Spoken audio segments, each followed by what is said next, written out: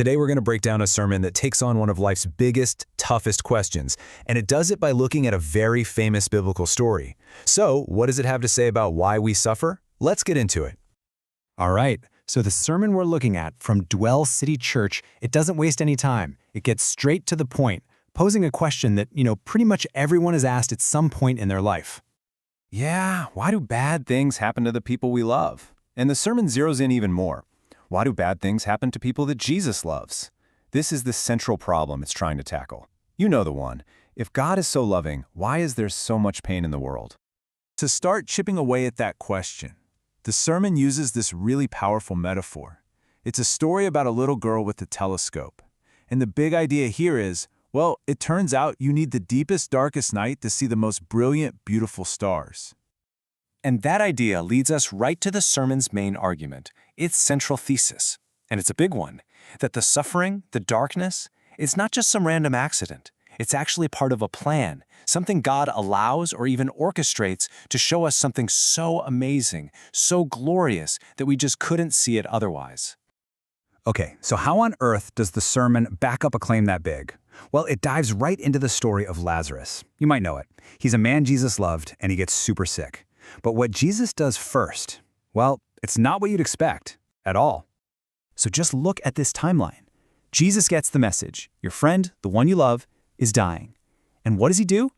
He stays put for 2 whole days. Now, the sermon is really clear on this. This isn't him being careless. This is step 1 of the plan.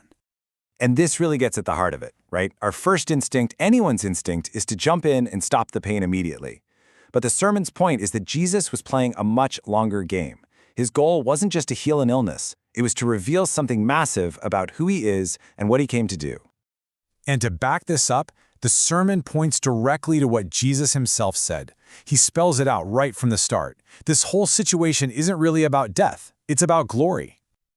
Okay, so after that deliberate 2-day wait, Jesus finally starts making his way to Lazarus. But by the time he gets there, things have gone from bad to worse. I mean, from any human perspective, it's completely, totally hopeless. 4. That's the key number here. Lazarus has been in the tomb for 4 days. And according to the sermon, that number is no accident. It is the critical detail that changes the entire story. Right? And this is where you have to understand the context of the time. In the Jewish tradition they're talking about, 4 days wasn't just a long time. It was the point of no return. It was believed that's when the body started to decompose. So any hope of revival, gone. It was physically, spiritually, completely over.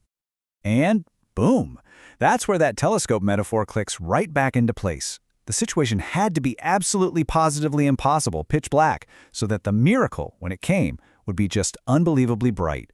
This wasn't a tragedy that got out of hand. According to the sermon, this impossibility was the whole point. So now you've got this scene, total despair, grieving sisters, an impossible situation.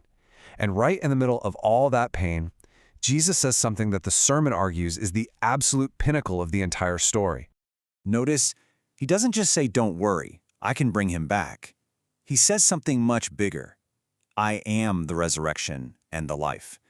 The sermon really hammers this home. The point wasn't just to perform a miracle. It was to reveal his very nature, that he himself is the power over death. And then the miracle itself. It's so simple, it's stunning. There's no big show, no complex ritual. He just speaks, he commands. And the sermon draws this incredible parallel to Genesis, right?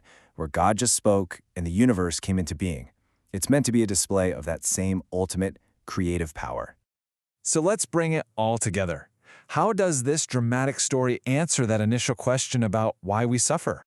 So at the end of the day, the sermon lands on this. Suffering isn't meaningless. It actually has a purpose, and it breaks down into 3 things. First, it magnifies God's glory by creating a backdrop that's so impossible, the solution looks that much more amazing. Second, it strengthens our belief, giving us this undeniable proof. And third, it actually deepens our love by showing us that God isn't absent in our trials, he's right there in the middle of them. So the big takeaway, the challenge the sermon leaves us with, is to completely shift our perspective.